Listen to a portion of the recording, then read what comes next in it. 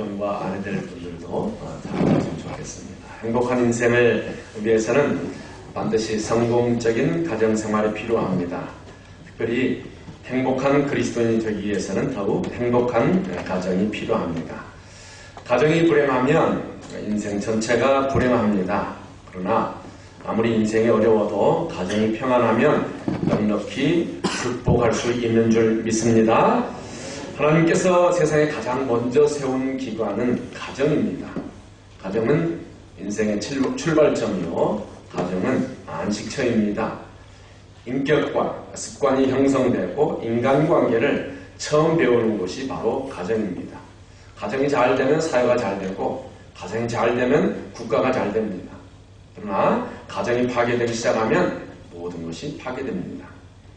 가정은 비유적으로 말하면 높은 산악의 최정상을 정복하기 위해서 산악인들이 에베레스트를 등반하기 위하여서 그 중간에 정상 바로 밑에 치는 베이스 캠프와 같은 것이 바로 가정입니다. 산악인들이, 등반관들이 베이스 캠프에서 피로를 씻고 쉼을 갖고 음식으로 힘을 비축하고 정상 정복의 전략을 세웁니다.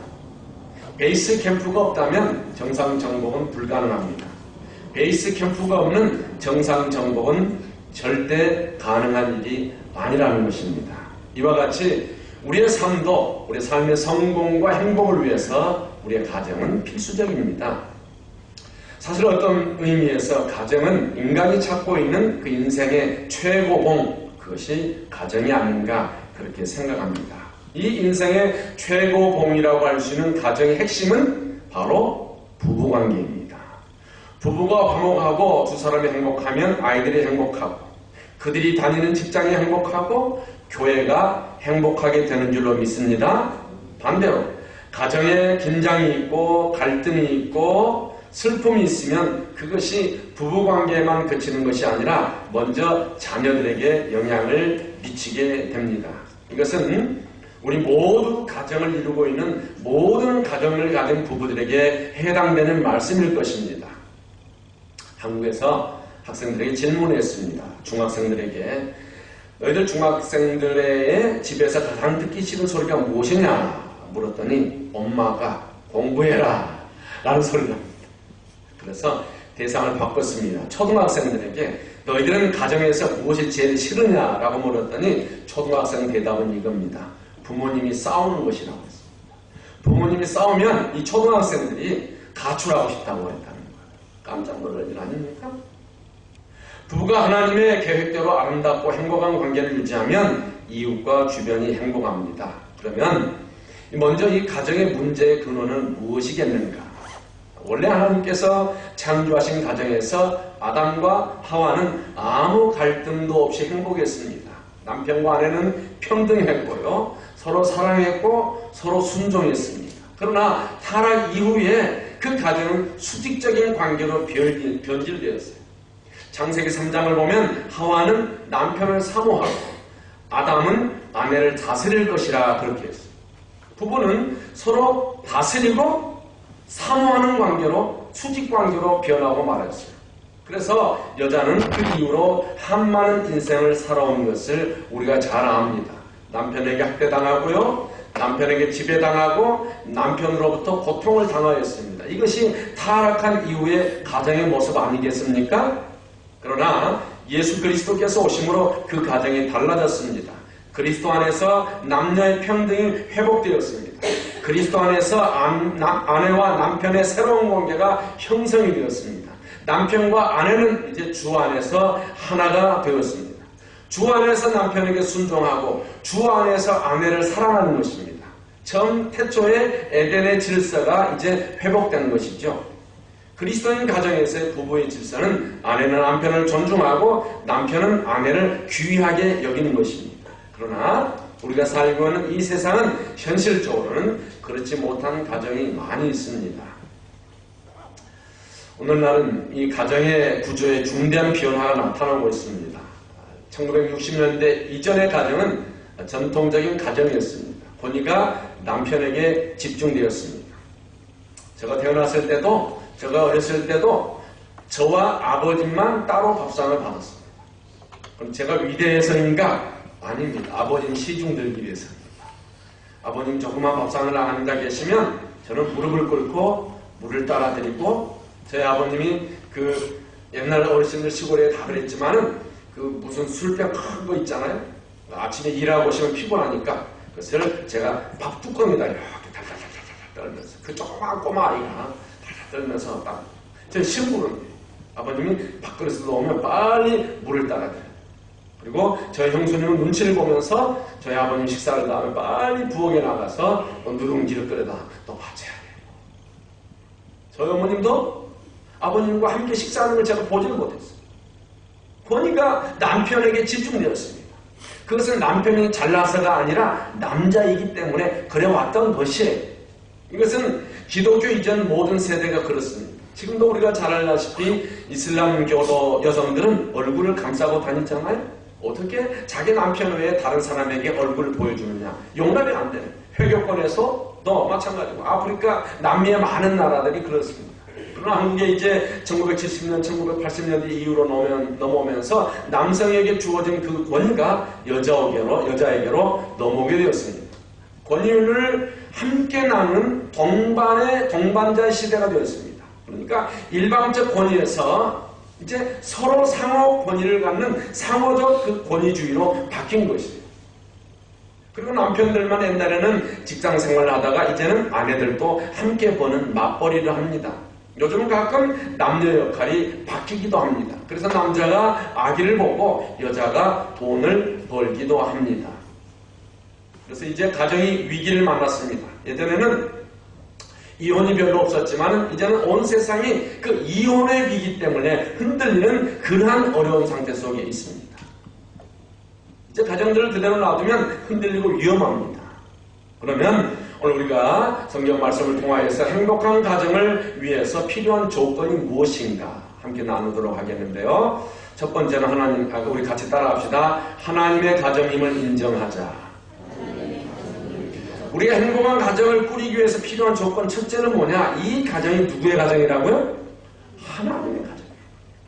오늘날 많은 가정에 그 불행은 어디에 있느냐면 잘못된 가정관이 있습니다. 특히 인간 중심의 가정관을 가졌기 때문입니다. 이는 내가 사랑하고 내가 선택하고 내가 이룬 나의 가정이라고 생각하는 것입니다. 그러나 이런 인간적 가정관은 내가 싫으면 얼마든지 또 헤어지고 버리는 거예요. 그러나 성경을 보면 가정은 인간의 것이 아니잖아요. 인간 스스로 생명을 가지고 태어날 수 없었습니다. 생명은 부모님을 통하여 주신 것이. 마찬가지로 가정도 하나님께서 세워주신 것인 줄로 믿습니다. 하나님의 가정을 세우셨어요. 성경은 창세기에 하나님이 인간을 창조하시고 하나님이 인간이 홀로 사시는 것을 좋지 않게 보시고 하나님이 배우자를 만드시고 하나님이 함께 서로 살게 하셨다라고 창세기에 말하고 있습니다. 그러니까 행복한 가정을 우리가 이루려면 가정의 주인이신 하나님을 의식하셔야 돼요. 그래서 우리가 어릴 때 예수 믿는 가정에 가면 이런 글귀들이 많이 있는 것을 보았어요. 이 집의 주인은 하나님이십니다. 이렇게 해놨어요. 이 가정의 주인은 주님이시다. 예수님이시다. 성경에는 하나님이 세우신 가정의 원리가 나오는데요. 창세기 2장 24절 함께 읽겠습니다. 시작. 이러므로 남자가 부모를 떠나 그의 아내와 합하여 둘이 한 몸을 이룰지로다. 부모를 떠난다는 것은요. 정신적, 인격적, 환경적, 경제적인 독립을 말합니다. 제가 설교 준비하면서 신문을 봤더니 호주에도 이 결혼한 사람들이 캥거루족이라고 하는, 캥거루가 뭡니까? 엄마 뱃속에 있는 거잖아요. 결혼했음에도 불구하고 캥거루족으로 사는 이 기혼 호주의 젊은 사람 가정이 19.1%라는 거예요. 결혼을 했는데도 부모의 영향력으로부터, 부모의 어떤 재정적인 서포트로부터 벗어나지 못하고 있다는 것입니다. 그것은 정상적인 결혼이 아니죠. 부모를 떠난다. 그래서 둘이 한 몸을 이룬다는 것은 정신적으로, 인격적으로, 그리고 환경적으로 경제적인 독립을 말하는 거예요. 이제는 스스로 인생을 책임지는 것입니다. 부모의 양육에서 떠나서 둘이 서로 홀로 서기를 하는 것이에요. 부부 사이의 완전한 결합을 이루며 한 몸을 이루는 것입니다. 그러므로 부부는 서로 사랑으로 하나 되어야 하는 것이죠. 두 번째는 부부 사랑의 원리를 알아야 하는데요. 사랑은 구체적으로 상대방에게 관심을 가지는 일입니다. 그럼 사랑의 반대는 무엇일까요? 무관심이겠죠. 무관심. 여러분 누군가가 싫어지면 그 사람에게 무관심하면 돼요. 그러면 사랑하지 않는다는 표시인 거예요. 하나님께서 우리를 사랑하시고 관심을 가지듯 가족에게 우리는 관심을 가져야 됩니다. 그리고 사랑하려면 상대방에 대한 지식을 가져야 됩니다. 베드로전서 3장 7절인데요. 한번 같이 읽읍시다. 시작. 남편들아 이와 같이 지식을 따라 너희 아내와 동거하고. 남편들아 이와 같이 지식을 따라. 무슨 말입니까? 무지를 따라 동거하는 부부가 많습니다. 사랑은 상대방을 이해하고 아는 것입니다. 상대방에 대해서 무엇을 알아야 합니까? 무엇을 알아야 됩니까? 첫째는 상대방의 성장 배경과 역사를 알아야 됩니다. 상대방의 성장 배경과 역사를 알아야 돼요. 이것을 알 때 이해가 가능합니다. 우리가 상대방을 아는 것만큼 사랑할 수 있잖아요. 모르면 사랑할 수 없는 거예요. 아는 것만큼. 그래서 배우자의 성장 배경과 그 역사를 알아야 돼요. 그 지식을 따라서 하는 거예요. 두 번째는 그 사람의 기질과 성격의 차이를 알아야 됩니다. 여러분 남편과 아내는 차이가 대단히 많습니다. 그렇잖아요. 급한 사람이 있는가 하면 느린 사람이 있어요. 충동적인 사람이 있는가 하면 심각한 사람이 있어요. 외향적인 사람이 있는가 하면 조용한 사람이 있어요. 사람을 좋아하는 사람이 있는가 하면 사람을 싫어하는 사람이 있어요. 이것은 어느 쪽이 옳으냐 다르냐의 문제가 아니에요. 틀리냐의 문제가 아니라 서로 다른 것이에요. 서로 다른 우리가 인정해야 됩니다. 제가 이 문제를 가지고 공부를 하면서 신학교에서 시험을 봤더니 어떤 학생이 답을 틀린 답을 썼어요. 제가 옛날에 한번 이야기했던 것 같은데 그래서 그 학생을 제가 페이를 줬어요. 제가 틀리면 여적 페이를 줬어요. 찾아왔어요. 교수님 왜 이게 답을 엉터리를 줘서 자신을 이렇게 페이를 시켰습니까? 답이 틀리잖아요. 그랬더니 목사님과 저의 생각이 다르지 제 답이 틀린 게 아니잖아요. 이러더라고요. 그래서 이런 개소리를 때려줬어요. 저 학교에서. 자, 오늘 이 사람의 문제는 다른 것이지 틀린 것이 아니라는 것입니다. 셋째는 습관의 차이가 있습니다. 적어도 우리가 20수년 혹은 30년 이상 다른 가정에서 지냈으므로 적응이 어려울 수 있습니다. 어느 가정사역자는요, 부부가 하염없이 싸웠대요. 그리고 나중에 깨달아서 이제 전문 가정사역자가 되었는데 그 가정의 그 어려운 싸움의 문제는, 부부의 싸움의 문제는 뭐였을까요? 다른 거 아니에요. 너무너무 유치한 거예요. 치약을 끝에서 짜야 된다, 남편은. 아내는 그냥 중간에서 한번 짜서 쓰면 되지. 아니다, 끝에서부터 짜야 전략이 된다. 아마 이제 남편은 뭐 이렇게 그렇게 살았나 봐요. 아내는 그냥 짜서 나오면 되지 왜 그러냐. 늘 수십 년을 싸우다가 이게 서로 자라온 환경이 다르구나. 그래서 깨달았다.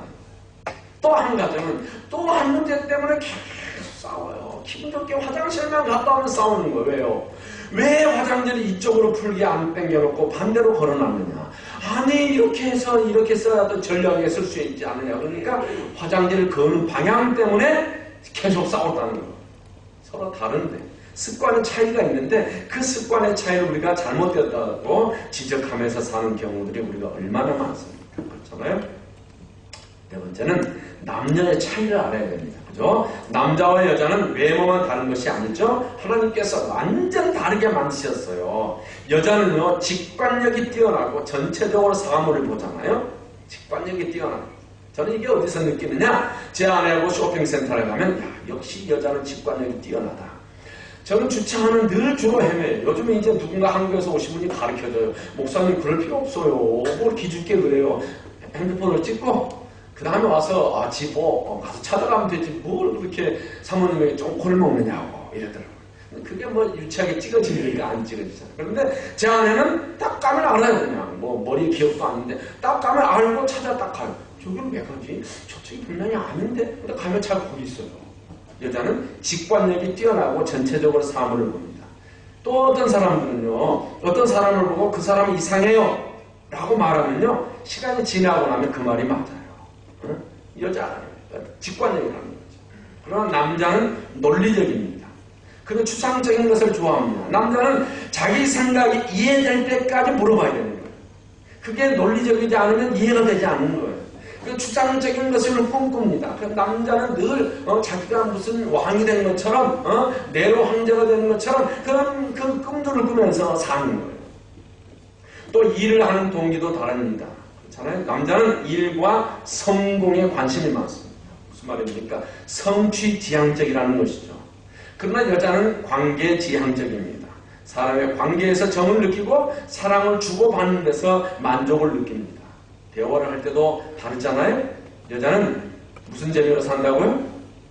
말하는 재미로 산다. 대화가 중요하죠. 매일 남편과 대화를 나누지 않으면 우울증에 걸립니다. 죄송한 말입니다만은 저의 친구 목사님 사모님이 우울증 때문에 자살을 이번에 얼마 전에 저희 친구 목사님 사모님 5분이 호주를 방문하셨어요. 충격을 먹은 거예요. 목사님들이 내 아내도 죽겠다 싶어가지고 뭐 하고 싶냐? 바람 쐬고 싶대요. 사모님들이 다. 그 어디 가고 싶냐? 그 브리스벤의 선교사님 또 시드니 주홍 목사님 있으니까 그쪽을 한번 가고 싶다. 그래서 호주를 와서 목사님들이 자기들은 그냥 한국에서 아이들 밥에 먹이고 사모님들만 발발발 떨면서 보내는 거예요. 왜? 친구 목사님 사모님 우울증 때문에 자살했어요. 근데 이 사모님이 얼마 전까지만 해도 계속 은행을 다니면서 직장 생활 잘 하셨어요. 수십 년 직장을 다녔으니까 뭐 월급도 괜찮을 것이고 뭐 다 지위도 보장이 됐을 텐데 교회가 이제 큰 교회에 있다 보니까 이 직장을 그만두고 그만 집에 같이 사는 거예요. 그렇게 직장 생활 열심히 하다가 집에 딱 같이 살고 가지도 못하고 어디도 못하니까 우울증이 찾아옵니다. 그래서 어찌할 말할 대상이 없어요. 그 교회는 큰 교회이기 때문에 막 정신이 없어요. 목사님이 사모님하고 대화할 시간이 없는 거예요. 사모님이 우울증에 빠졌어요. 그래서 자기 생명을 끊고 말았어요. 말을 해야 돼요. 남편이 말을 들어주면 마음이 가벼워지잖아요. 그러므로 아내와 대화 없이 친밀한 관계가 불가능합니다. 여자는 대화를 나눌 때 감정을 나눈다고 하는 거예요. 그러나 남자는 뭡니까? 정치적인 문제, 경제적인 문제, 공적인 일들, 큰 일에 관심이 많고 늘 결론지향적이에요. 목사님들이 모이면요, 다 자기가 국가를 책임져요. 한국 사회를 들었다 놨다 막혀요. 얼마 전에도 어디를 가는데 한 시간 반 정도 가는데 한 목사님 감리교 출신 목사님인데 누가 감리교 출신이 아니랄까 봐서 우리 집 호주 땅에 살고 있는데 한국 사회에서 1시간 반 동안 떠드는 거예요. 그냥 누구를 욕하고 누구를 비판하고 이렇게 국가가 되는데 뭐 어쩌고저쩌고 막 그러는 거예요. 야, 저는 이제 이렇게 같이 오랫동안 얼굴 알지만은 이렇게 대화는 없었는데 이야, 이 양반도 대단한 양반이네. 말 없는 사람인 줄 알았더니 그러니까 나이 지금 목사님이 그 참 말 많네 이렇게 한마디 하시더라고. 그 일을 보고 돌아오는데 이 양반 피곤했는가 주무셔버리는 거예요. 그래서 저도 속으로 아이고 다행이다 이렇게 왔습니다. 네? 자기 남자들은요 그러면서 자기가 대통령이에요. 문제 해결자예요. 결론지향적인 거예요. 그런데 여자들은 세세한 거, 꼭 관계 중심적인 거, 제 아내가 와서 이야기를 하면요, 그래 다 알아. 거기서 1부터 90까지는 당신 말 안 해도 무슨 이론이 다 알아. 결론이 뭔데? 제 속으로만. 겉으로 말하면 또 이렇게 욕먹을지 모르니까. 속으로 그래 다 알아. 그거 뻔하잖아. 이래 이래서 밥 먹었잖아. 그런데 무슨 이야기 했는데 그 10%만 말하면 될 텐데 그래 1부터 90까지를 세고 있는 거예요. 막 그냥 답답해요. 그런데 여자들은 관계 중심적인 거예요. 그럴 수밖에 없는 거죠. 그런데 이런 차이점을 알면서도 우리가 이해하기는 어렵지만 그럼에도 불구하고 이런 차이점을 알고 나면 우리가 아내가 어떻게 하여야 사랑하는 것인 줄을 배우게 된다 하는 것입니다. 세 번째는 따라합시다. 남편은 아내를 사랑해야 한다. 오늘 3장 골로새서 3장 19절인데요. 아내를 구체적으로 사랑하는 방법은 한번 따라합시다. 먼저 경청하는 것이다. 경청이라는 말이 어떻습니까? 들어준다는 거죠. 끝까지 듣고 공감하고 끄떡거리고 말을 끊지 말고 눈을 마주보고 재미있어 해야 한다는 거예요. 호주 사람들, 우리 호주 살면서 눈을 마주보고 이야기하는 거에 대해서 되게 어색하잖아요. 우리 아이들도 여기 있지만 마찬가지. 저 아이들도 어릴 때 혼났어요. 왜? 어른이 이야기하는데 어디 눈을 땡그랑 등을 쳐다봐. 이거 고개 안 숙여? 울면서도 이렇게 봐야 돼요. 왜? 학교에서는 봐야 되니까. 우리는 어디 어른 이야기인데 고개를 고개 숙이고 눈물을 뚝뚝 흘려야 말하는 자기 쾌감이 있잖아요. 어른들이 혼내는 게 뭡니까? 자기 쾌감 때문에 혼내잖아요. 그리고 애들이 울고 막 하면은 이거 좀 풀렸다. 저 이야기 하는 거예요. 다른 사람 몰라. 저 이야기가 그렇다. 그런데 얼마 전에 들었더니 이게 이 호주에서도 백인들도 서로 상대방 얼굴 쳐다보는 것이 눈을 뚫어대는 쳐다보는 것이 아니고 사실은 쳐다볼 때 이 코 밑에 인중을 쳐다보는 것이래. 인중으로 쳐다보면 눈을 보는 것도 아니고 안 보는 것도 아니고 나를 보기는 보는데 여기를 쳐다보고 눈을 뚫어대는 쳐다보면 그렇잖아요. 제가 한 목사님도 이야기할게요. 그 목사님이 학교에서 아이들 그 선생님이 인터뷰 때문에 오라고 했대요. 학교를 갔대요. 근데 그 학교 선생님이 출신은 프랑스 출신인가 봐요. 그 선생님 이야기를 하는데 이제 호주식으로 이 목사님도 가서 이제 선생님 이야기를 쳐다보는데 선생님 눈을 이렇게 쳐다보는데 눈이 무슨 색깔? 파란 색깔. 이야기를 하는데 다 끝나고 나서 목사님이 제 사모님에게 와서 그랬대요. 오늘 선생님이 이야기하는데 무슨 말하는지 하나도 몰라. 영어를 몰라서가 아니라 눈에 푸른 바다에 빠져버렸다나?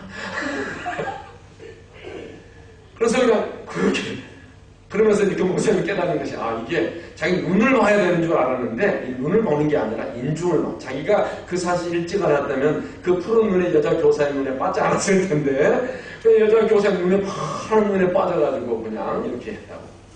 누군이 또 그래. 요즘은요 파란 거 이렇게 혼택전 엔지기면 다 파란 눈 돼요. 또 이렇게 찬물을 끼는 사람이 꼭 있습니다. 하여튼 꼭 있어요.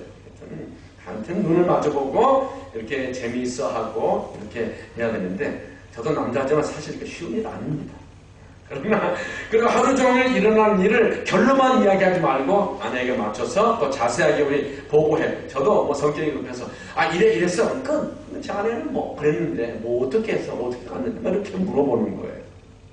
이것이 아내에 대한 최고의 사랑인 줄로 믿습니다. 집에 와서 남편이 말이 없으면 아무리 돈을 벌어와도 아무리 건강해도 필요 없습니다. 자, 이런 지식을 따라서 사랑하지 않으면 아내나 남편을 자기 좋아하는 대로 맞추려고 하는 것. 여기서 갈등이 생기는 것입니다. 그러므로 대화의 기술과 부부간의 갈등 해결에 대한 지식과 방법을 배우려고 우리가 노력해야 됩니다. 아내가 원하는 것은 뭡니까? 사랑받는 것이잖아요. 오늘 3장 19절에서 남편들아 아내를 사랑하며 이렇게 했어요.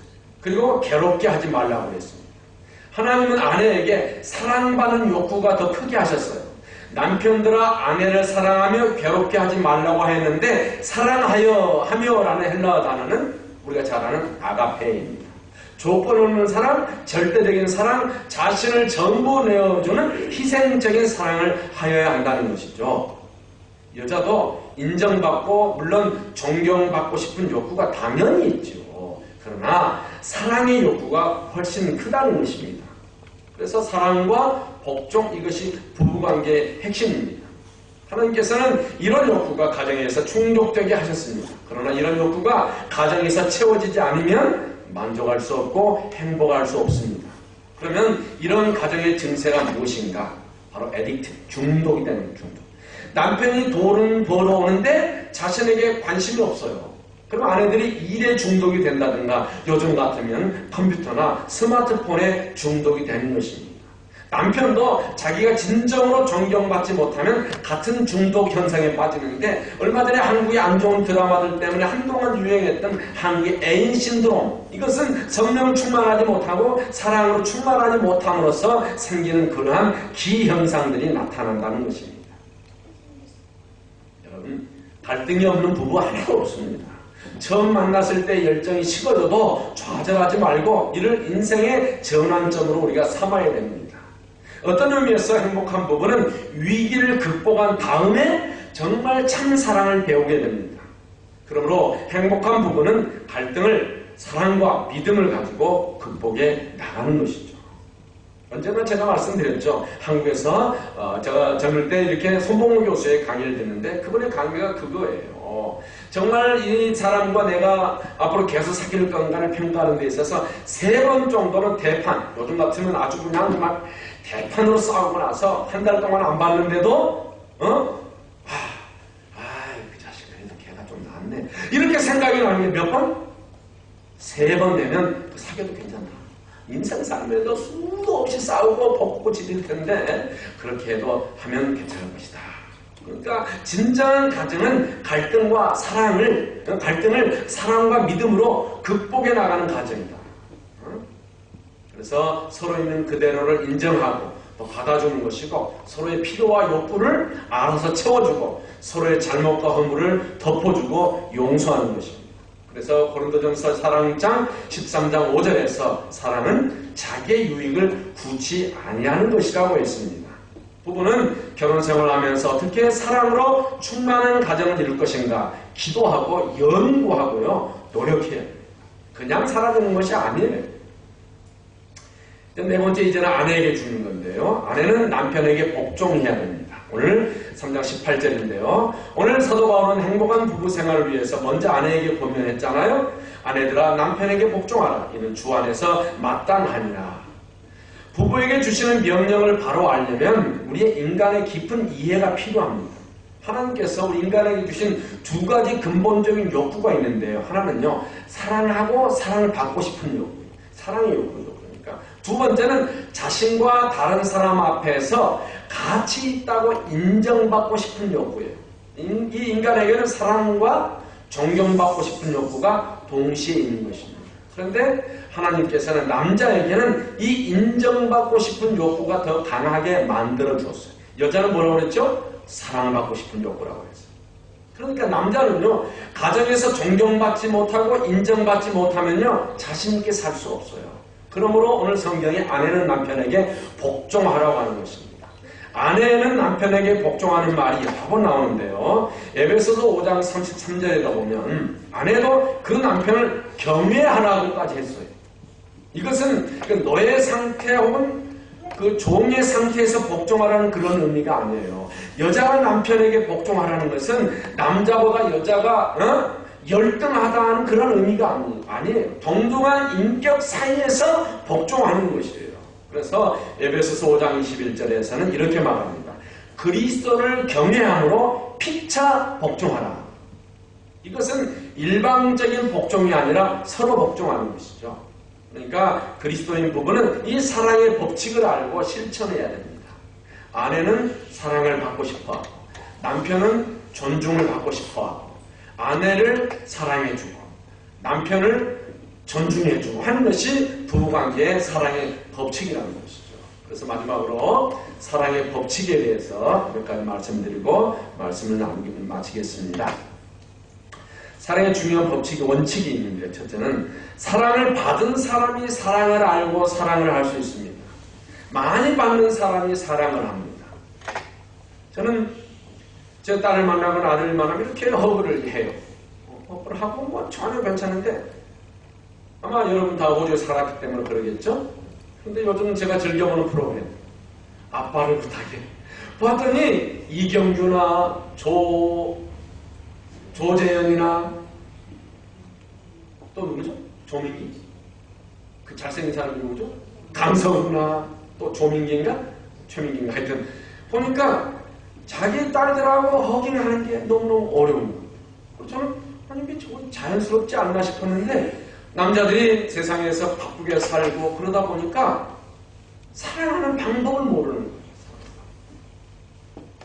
그래서 오늘 그 자녀들이 그 TV 프로그램을 통해서 그런 사랑하는 법을 배워가는 것이 그들의 4명의 자녀의 장래를 위해서 너무너무 좋은 프로그램이다. 저는 그렇게 생각하면서 그 자녀들에게 박수를 보내요. 지난주는 제가 보면서 울었어요. 제 아내하고. 울었어요. 막 눈물이 나더라고요. 눈물이 막 났어요. 사랑을 받은 사람이 사랑을 알고 사랑을 할 수 있습니다. 많이 받은 사람이 사랑을 많이 할 줄 압니다. 저의 친구 목사님 한 분은 아버지의 사랑을 별로 받지 못했어요. 아버지로부터 칭찬을 받아본 일이 별로 없다. 왜 그런가? 나중에 알고 보니까 자기의 그 목사님의 아버님이 할아버지로부터 사랑과 칭찬을 받아본 역사가 없어요. 그러니까 자기도 그 목사님에게 사랑하고 칭찬하지를 못했다는 거예요. 이 목사님 나중에 잘하고 나서 자기 할아버지를 이해하고 나서 자기 아버지를 이해했다는 것입니다. 아, 당연했구나. 사랑을 받은 사람이 사랑을 할 수 있습니다. 둘째, 사랑은 봄으로써 생기는 거. 봐야 돼요. 부모가 서로 사랑하며 대화하는 가정에서 자라면 거의 이혼하지 않는답니다. 그러나 이 이혼하고 외도하는 가정에서 자라면 자녀들도 그대로 반복하게 되어 있는 거예요. 술 먹는 가정에서 자라면 그대로 술을 먹고요. 담배 피우는 가정에서 자라면 그대로 담배를 피우는 거예요. 링컨 대통령이 남북 전쟁을 끝냈고 이제 귀환을 하는데 옆에 자기의 부관 대련이 가가 오늘 이렇게 기분 좋은 날인데 우리 내려가면서 술을 한잔하고 가시면 축하주를 마시면 좋겠습니다. 그러니까 링컨 대통령 나는 안 마신다. 기분 좋은 거예요. 온 병사들이 환호를 하고 하는데 또 이 대령이 가가 오늘 이렇게 기분 좋은 날 우리가 술 한잔 축하주를 마시는 건 좋지 않겠습니까? 그러니까 나는 안 한다. 부관이 이상해. 아니 가가 왜 그러십니까? 그랬더니 링컨 대통령이 이렇게 이야기하는 거예요. 나는 엄마와의 약속을 지키는 사람이다. 아니 무슨 말입니까? 어머님이 돌아가실 때 자기와 약속을 했다는 거예요. 링컨아, 네가 앞으로 자라서 국가를 위해서 무슨 일을 하더라도 나와 이 약속만은 꼭 지켜줄 수 있겠니? 뭡니까? 예. 담배를 피우지 말고 술을 먹지 말아야 되겠다. 그래야 내가 국가를 위해서 큰 일을 할 수 있을 것이다. 네, 그렇게 하겠습니다.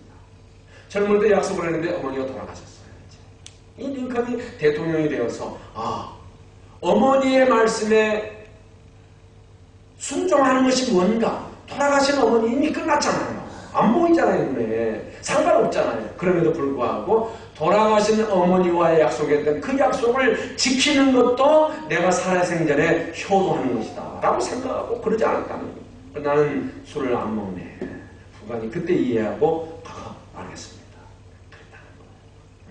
본대로 하는 거예요. 가장 효과적인 교육은 모범을 보이는 것입니다. 예수님께서는 제자들의 발을 씻기시면서 내가 사랑한 것 같이 너희도 서로 사랑하라고 했습니다.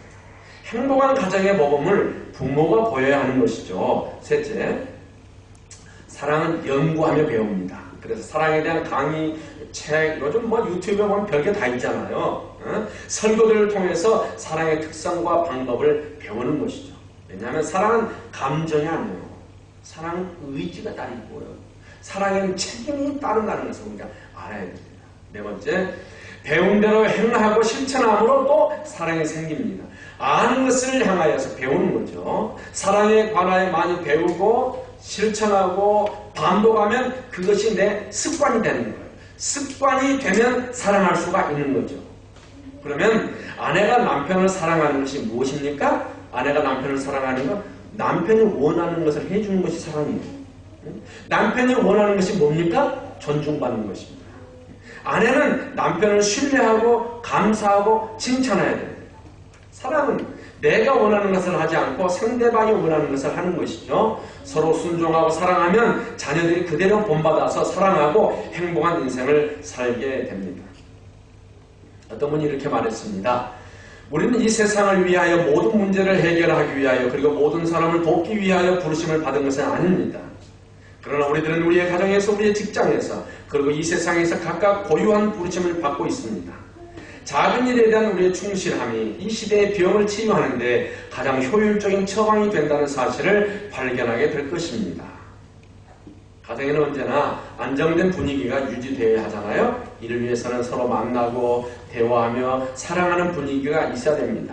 서로 존중하며 하나 되기 위해서 대화하며 마음도 뜻도 하나가 되면 행복한 가정을 이룰 수가 있습니다. 이를 위해서 오늘 성경에 하나님은 아내를 향하여 먼저 남편에게 순종하라고 명령합니다. 그리고 남편에게는 아내를 사랑하라고 명하십니다. 이제 아내와 남편들은 복된 가정을 이루는 원리를 실천하여서 하나님의 축복된 가정을 이루어 나가시기를 간절히 축원합니다. 기도하겠습니다. 하나님 아버지 감사합니다.